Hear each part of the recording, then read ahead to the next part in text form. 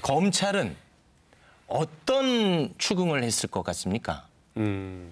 이제 사모펀드와 관련되어서는 이 검찰이 보고 있는 혐의는 네. 오촌 조카가 굉장히 깊숙이 코링크 P라고 하는 운용사에 개입한 것으로 보이는데 네. 오촌 조카를 통해 가지고 결국에는 코링크 P라고 하는 이 운용사를 정경심 교수가 실제 소유한 거 아니냐. 그러니까 이 모든 범죄와 관련되어서 단순 투자자가 아니라 주도한 것 아니냐라는 것이 아마 검찰의 의심하고 있는 생각인 것 같습니다. 그러면 정경심 교수 측에서는 그게 아니다. 나는 그냥 그야말로 사모펀드와 관련돼서 투자를 했을 뿐이고 네. 이 사모펀드에 오촌 조카가 투자를 하면 돈을 많이 번다라고 해서 투자를 한 것이고 여러 가지 이제 물어본 것은 있지만 이 범죄를 내가 전혀 알지 못했다라는 것이 경경심 교수의 돈만 넣었을 주장입니다. 뿐이다. 오히려 지금 이 사모펀드와 관련되어서 손해를 본 상황이기 때문에 피해자다라고 주장을 했습니다.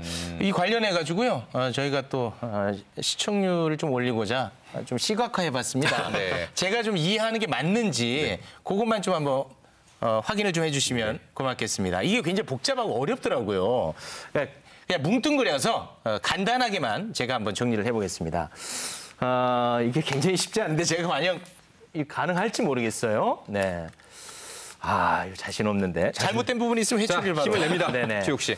자, 코링크 P라는 펀드 운용사를 만들어가지고 익성이라는 회사가 우회 상장하려는 계획이 있었는데 그 과정에서 횡령 배임 그리고 허위 공시, 주가 조작 등의 불법성이 있는 것으로 검찰이 확인하고 그 혐의로 오촌 조카를 오늘자로 구속 기소했다는 거 아니겠습니까? 근데 우리가 이제 중요한 것은 조국 장관의 아내 정경심 교수가 여기서 이제 어떤 역할을 했느냐. 근데 사실 정경심 교수는 그동안에는 블라인드 펀드인 사모펀드에 투자를 한 것은 맞다.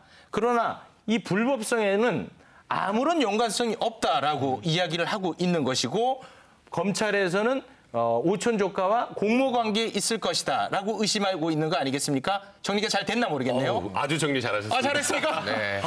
최욱 씨, 대단하십니다. 정말 나 좀 쉴게요. 흔치 않은 광경입니다. 이렇게 깔끔한 정리는. 아주 깔끔하게 정리를 하셨고요. 네. 지금 이제 돈의 흐름이나 이런 것들을 이제 검찰에서 굉장히 중요하게 보고 있을 것으로 보이고요. 그래서 이제 돈의 업무상 배임과 관련되어서 오촌 조카가 업무상 횡령하고 배임했다라고 이야기가 나오고 있는데 네. 거기에 대한 어떤 돈의 흐름이 정경심 교수로 흘러 들어갔는지 네. 만약 흘러 들어갔다라고 한다면 이 돈이 어떤 성격의 돈인지 아마 이런 부분을 검찰이 따져 물을 것으로 보이고요.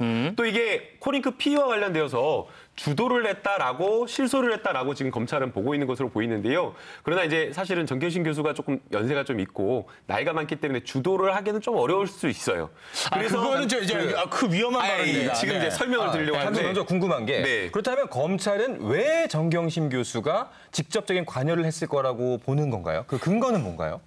이제 조금 여기에 나오지 않는 그 사모펀드에서 투자를 하는 회사들이 있는데요. 네. WFM이라고 하는 회사, 웰스 CNT라고 하는 회사가 있습니다. 네. 그 회사에서 업무상 횡령해가지고 횡령한 돈이 오촌 조카에게 들어갔고 그 오촌 조카에게 들어간 돈이 일부가 또 정경심 교수에게 들어간 것 아니냐. 네. 그래서 결국에는 이게 공공관계이기 때문에 돈의 흐름이 이렇게 되는 것 아니냐라고 이렇게 보고 있는 거고요.